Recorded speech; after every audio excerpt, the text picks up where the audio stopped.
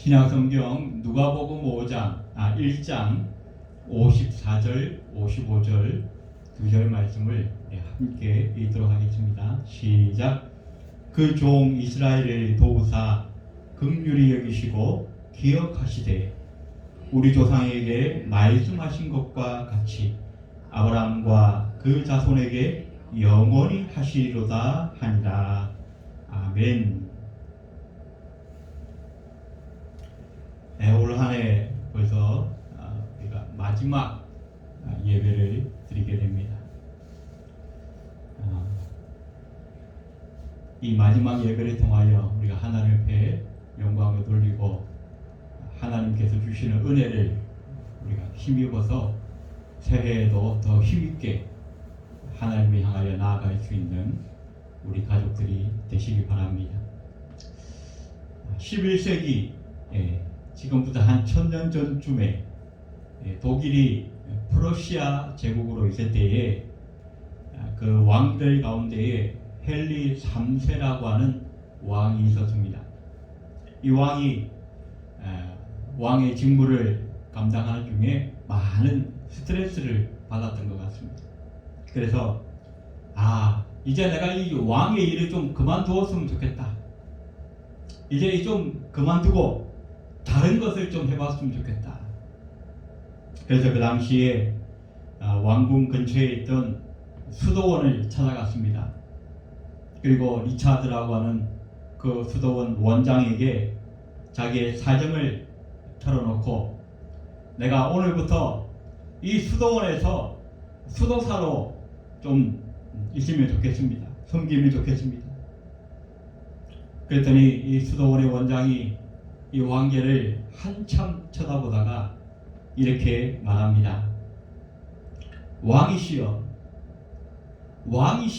왕이라고 할지라도 이 수도원에 들어오면 다른 수도사와 마찬가지로 철저히 이 수도원의 계율에 복종해야 하는데, 순종해야 하는데 그렇게 하실 수 있겠습니까? 네, 그렇게 노력하겠습니다. 내가 힘써 보겠습니다. 또 묻습니다. 우리 수도원의 계율 가운데 가장 우선적이고 가장 첫 번째로 순종해야 할 계명이 무엇인지 아십니까? 예, 그것이 무엇입니까? 그것은 바로 무조건적인 순종입니다. 계율에는 무조건적으로 순종해야 합니다. 그렇게 하실 수 있겠습니까? 왕이 또 대답합니다. 네, 제가 최대한 노력하겠습니다. 무조건 순종할 수 있도록 노력하겠습니다.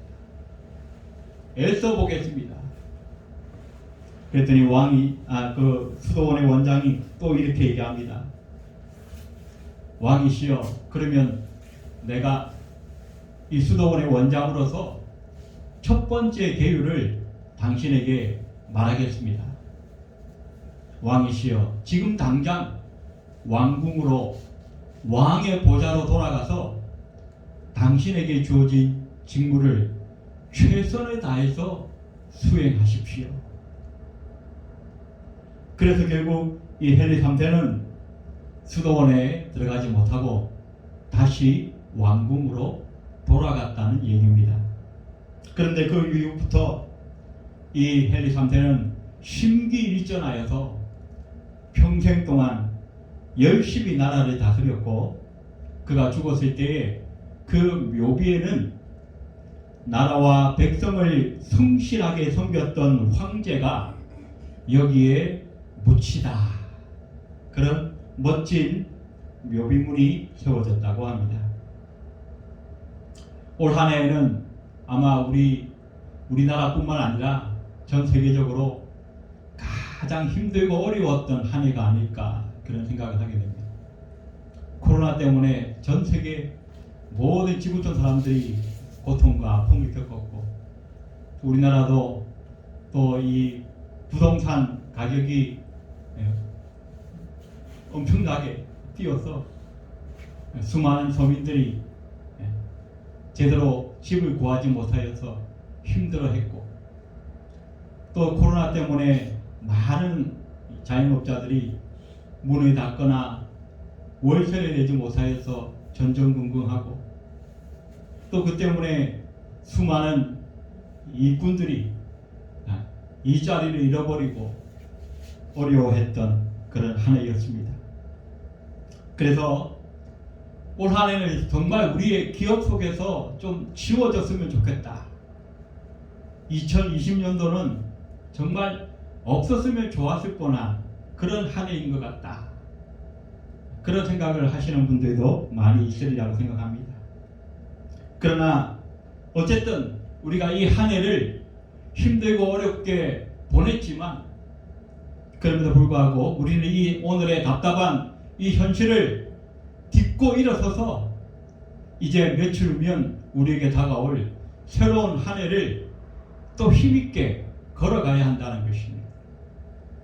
어떻게 우리가 이 답답한 현실을 뛰어넘어서 우리에게 다가온 그 새 한 해를 새로운 소망 가운데 맞이할 수 있을 것인가? 오늘 우리는 그 대답을 오늘 이 본문에 나타난 마리아의 창가에서 다시 한번 대답을 얻어보려고 합니다. 조금 전까지 오늘 본문의 그 부분 앞부분까지 마리아는 너무나 당황스러운 소식을 듣고 좌절과 낙심과 절망 속에 빠져 있었습니다. 그런데 그랬던 마리아가 한순간 갑자기 벌떡 일어나 하나님을 찬양하기 시작합니다. 경배하기 시작합니다. 어떻게 이런 일이 가능했을까? 그것은 바로 마리아가 하나님을 만났기 때문입니다. 하나님을 체험하게 되고 경험하게 되어졌다라고 성경은 말씀하고 있습니다. 오늘 이 마리아의 찬미 가운데 마리아가 경험한 하나님의 속성에 대해서 몇 가지가 나오는데, 먼저 긍휼하신 하나님, 또한 지혜로우신 하나님, 그리고 마리아가 이 아기 새로운 생명을 잉태하는 그 사건을 통해서 신실하게 약속을 지키시는 그 하나님을 이 마리아는 체험하고 경험하게 되어졌다는 것입니다. 그래서 그 하나님을 경험하자마자 마리아는 절망과 낙심의 자리에서 벌떡 일어나 하나님을 예배하고 경배하는, 찬양하는 새로운 삶으로 나아갈 수 있었다는 것입니다. 오늘 우리의 삶도 올 한 해 이제 우리의 어두운 과거들, 잊어버리고 싶었던 그 모든 기억들을 다 이제 내려놓고 새롭게 하나님께서 주시는 그 새로운 한 해를 향하여서 우리가 나아갈 때에 무엇보다 먼저 해야 할 일은 하나님을 경험해야 한다는 것입니다. 하나님을 체험해야 한다는 것입니다. 그러기 위해서 우리에게 몇 가지 조건이 필요한데, 그 첫 번째는 무엇보다도 하나님을 여전히 신뢰하셔야 한다는 것입니다. 우리가 흔히 이 성경을 언약의 책이다, 그래서 우리가 성경을 신약이라 구약이라 그렇게 말하지 않습니까? 구약은 예수님 오시기 전에 하나님께서 우리 백성들에게 주신 약속이고, 신약은 예수님이 오신 다음에 우리에게 주신 약속들이라고 우리는 이 성경을 언약의 책이라 이렇게 부릅니다.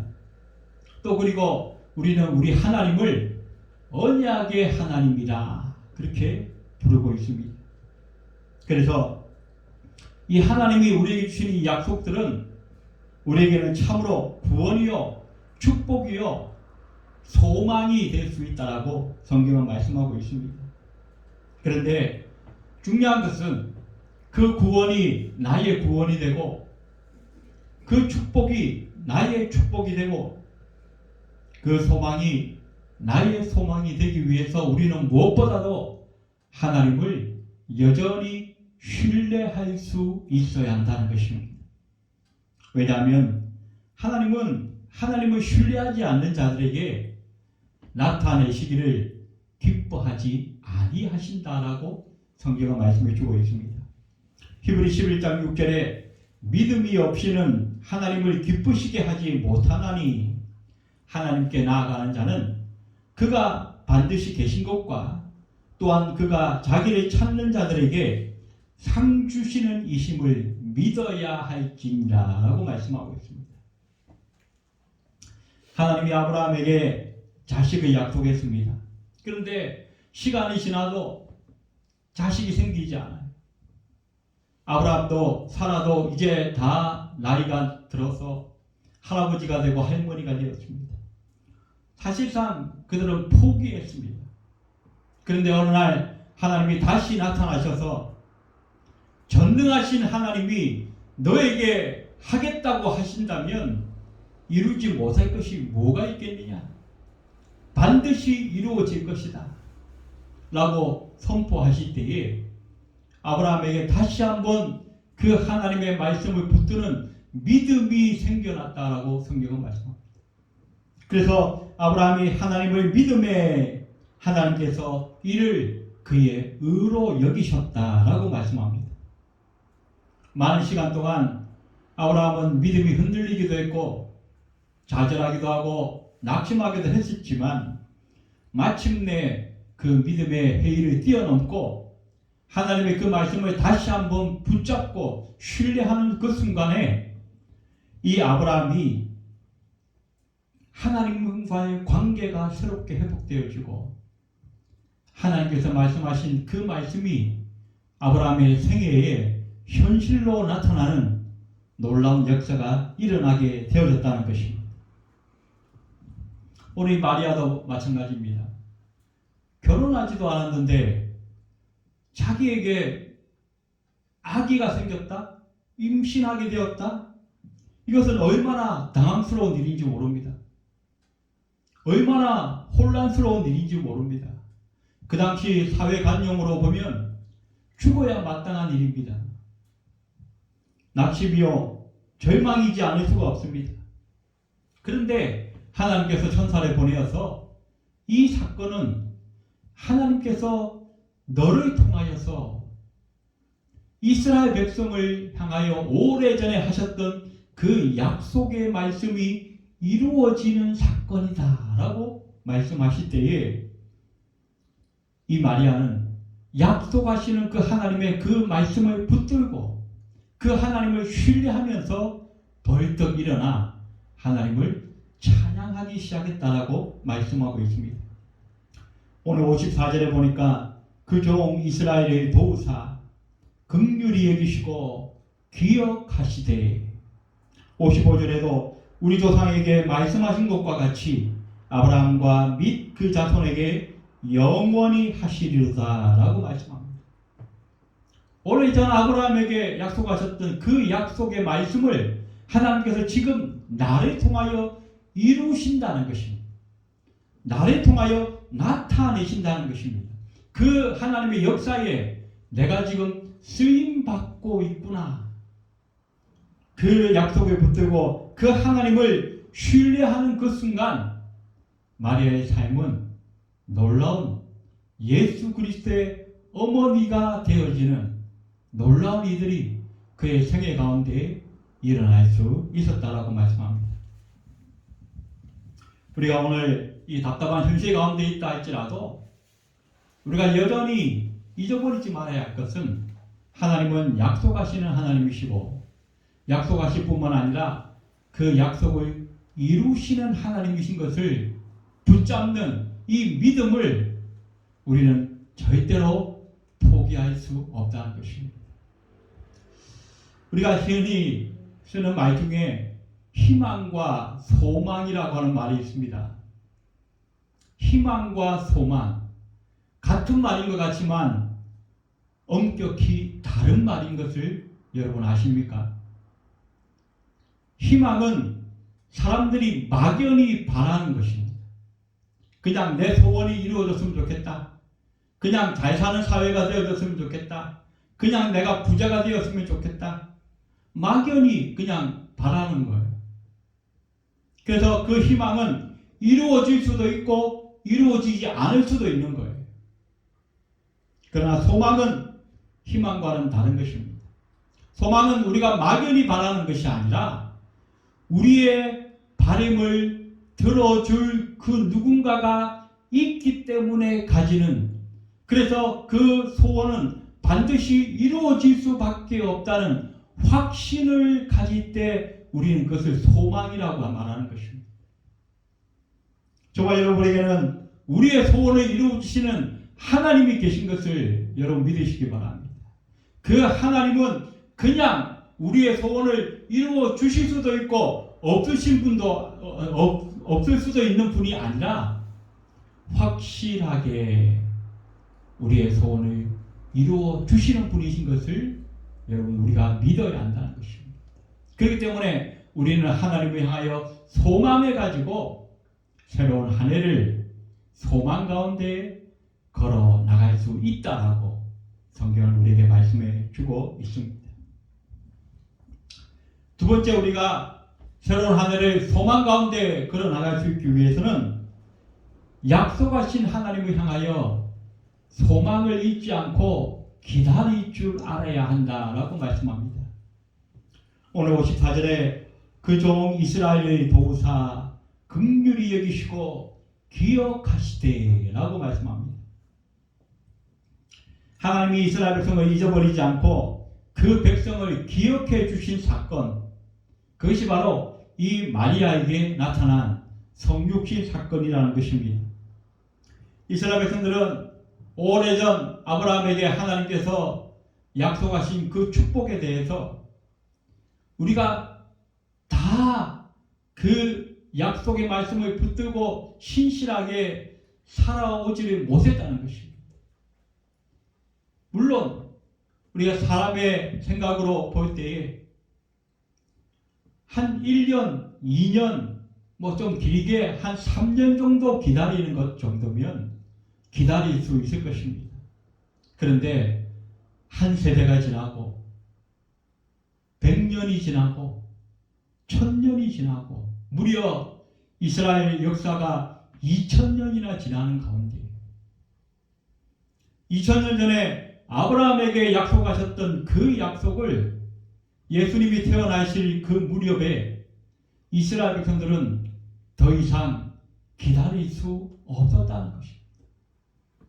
잊어버리고 말았다는 것입니다. 그래서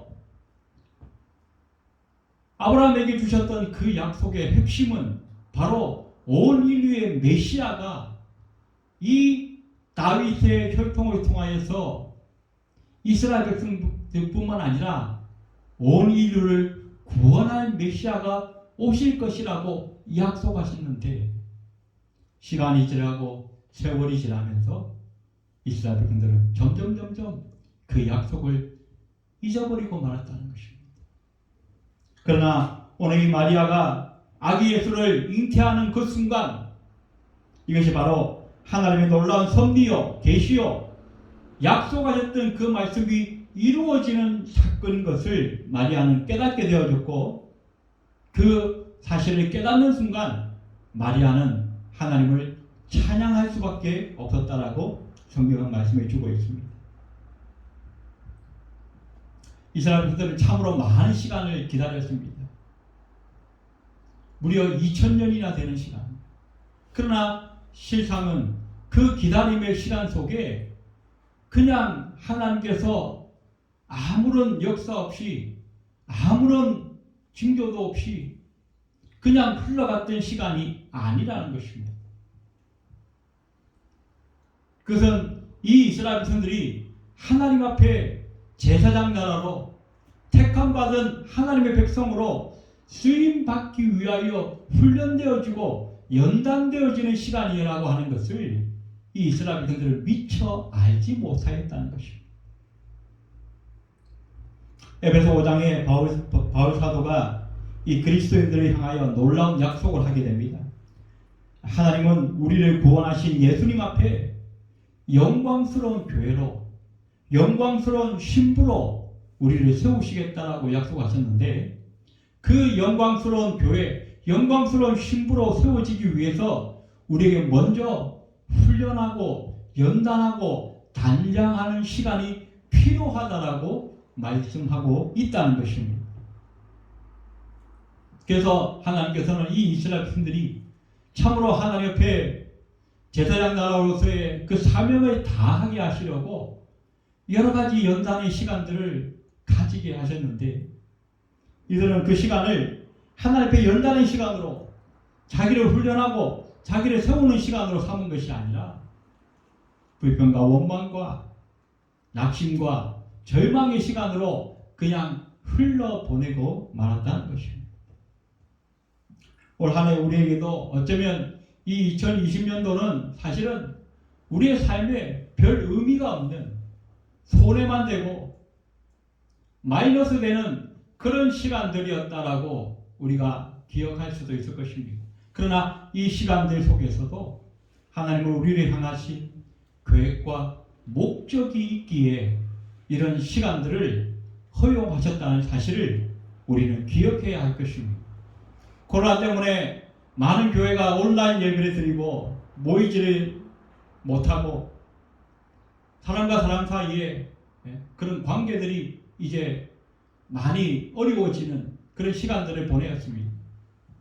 그러나 이 코로나 시간들을 통하여서 하나님께서는 진정한 그리스도인들이 건물로 어떤 장소를 중심으로 모여서 예배드리는 것이 아닌 우리가 어디에 있든지 어떤 처소에 있든지 바로 그 자리에서 하나님을 향하여 마음을 열고 예배하기를 원하는 그 훈련을 쌓는 시간이었다는 것을 우리는 기억할 필요가 있다는 것입니다. 목사 중심으로 건물 중심으로 의식과 어떤 행정 중심으로 모여지는 그런 모임이 아니라 나의 골방에서라도 언제든지 하나님을 향하여 내 마음과 내 정성을 드리면서 바로 그 자리가 하나님을 예배하는 자리요, 바로 그 자리가 하나님을 경배하는 자리가 될 수 있기를 하나님은 원하셨던 것이 아닌가 그런 생각을 하게 되어집니다.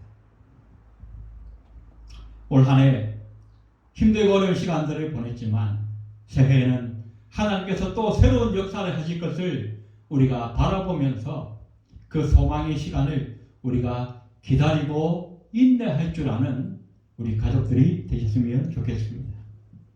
첫 번째로 하나님의 손을 붙들고 다시 한번 일어나야 한다는 것입니다. 하나님은 이스라엘 백성들이 완전히 좌절하도록 그냥 지켜보고만 하셨던 것은 아니었습니다. 아브라함에게 메시아에 대한 첫 약속을 하신 다음에는 야곱에게 말씀하시고 또 요셉에게도 말씀하시고 다윗에게도 말씀하시고 또 여러 선지자들을 보내시면서 하나님은 계속해서 그 메시아에 대한 약속들을 상기시켜 주셨던 것을 성경은 우리에게 가르쳐주고 있습니다. 그러나 이제 결정적인 순간 그 하나님의 때가 되었을 때 하나님께서 친히 마리아의 그 인생에 개입하시고 역사하셔서 하나님의 역사를 실현시키는 그 순간이 왔다는 것입니다. 오늘 54절에 그 종 이스라엘의 도우사, 이 도우사라고 하는 단어는 들어올린다, 손을 내밀어 사람을 일으킨다, 그런 의미를 갖고 있습니다. 우리 부모들이 어린아이를 이렇게 키울 때에 이제 걸음마를 시작하게 되면 어린아이를 이제 혼자서 걸을 수 있도록 지켜보다가 한 번씩 넘어지기도 하고 자빠지기도 하고 그렇게 하죠. 그러나 그것을 그냥 내버려 둡니다. 혼자서 일어날 수 있도록, 혼자서 훈련해서 계속 강하게 근육이 생기고 힘이 생겨서 혼자 걸어갈 수 있는 그 때가 될 수 있기를 훈련하면서, 그러나 어떤 때는 너무 세게 넘어져서 꽈당 하고 넘어져서 아이가 으앙 하고 울어버릴 때가 있죠. 그랬더니 어떻게 해요? 엄마가 다가가서 그 아이의 손을 잡으면서 괜찮아, 괜찮아. 다시 한번 일어날 수 있어. 다시 한번 걸으면 돼. 그렇게 손을 내미는 그 순간이 바로 오늘 본문에 우리 하나님께서 이 마리아에게 손을 내미는 그 순간이었다는 것입니다. 그래서 우리가 시편 40편 2절에 보니까 나를 기가 막힐 웅덩이와 수렁에서 끌어올리시고 내 발을 반석 위에 두사 내 걸음을 견고하게 하셨도다. 시편 37편 24절에도 저가 넘어지되 아주 엎드러지지 아니함은 여호와께서 손으로 붙드심이라. 올 한 해 우리가 참 원치 않는 웅덩이에 수렁에 빠진 것 같고 아이고 어떻게 하다가 세상이 이렇게 되었을까? 우리가 왜 이렇게 힘들고 어려운 시간들을 보낼 수밖에 없을까?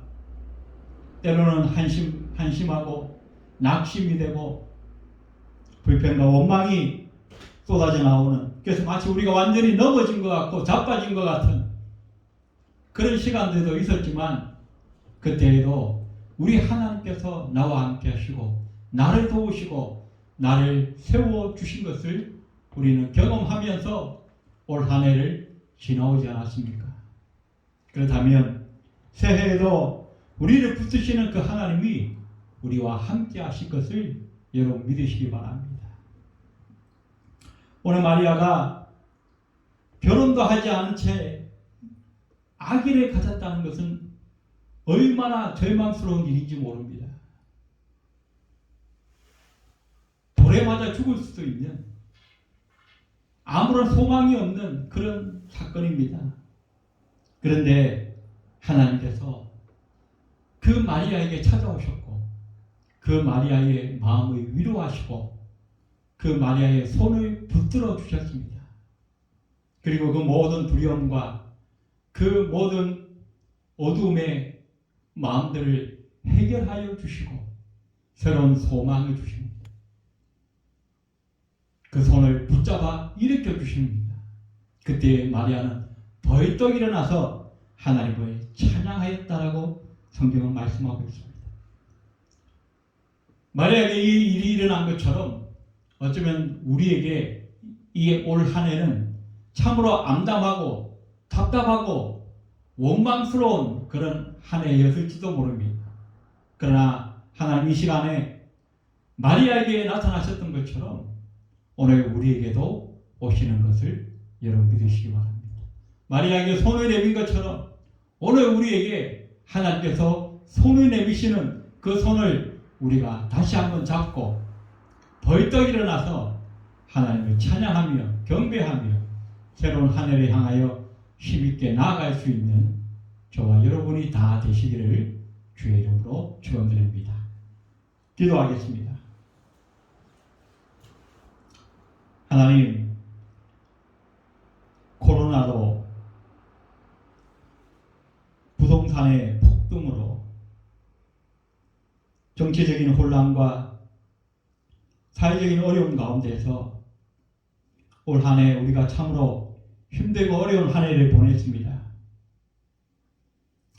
다시는 2020년을 기억하고 싶지 않은 그런 해이기도 했습니다. 그러나 하나님, 답답하고 어두운 이 현실 가운데서도 하나님은 여전히 운행하시고 역사하시고 우리에게 새로운 소망을 주시는 분이신 것을 우리가 믿습니다. 절망과 낙심 가운데 있는 마리아에게 나타나셔서 그의 마음을 위로하시고 하나님의 놀라운 계시의 말씀을 증거하심으로 말미암아 새로운 소망을 주신 것처럼 하나님, 오늘 시간 우리가 한 해를 마지막으로 보내며 예배하는 이 시간에 하나님 우리에게 임재하여 주시기 원합니다. 말씀하여 주시기 원합니다. 새로운 소망을 부어 주시기 원합니다. 그래야 우리가 2000년 전에 그 마리아처럼 다시 한번 하나님의 손을 붙잡고 힘있게 일어나서 주님을 찬양하며 새로운 한 해, 저 새해를 향하여서 힘있게 걸어갈 수 있는 우리 모두가 다 될 수 있도록 주님 축복하여 주시옵소서. 예배를 마치고 돌아가는 발걸음 위에도 함께하여 주옵소서. 예수님의 이름으로 간절히 기도드리옵나이다. 아멘.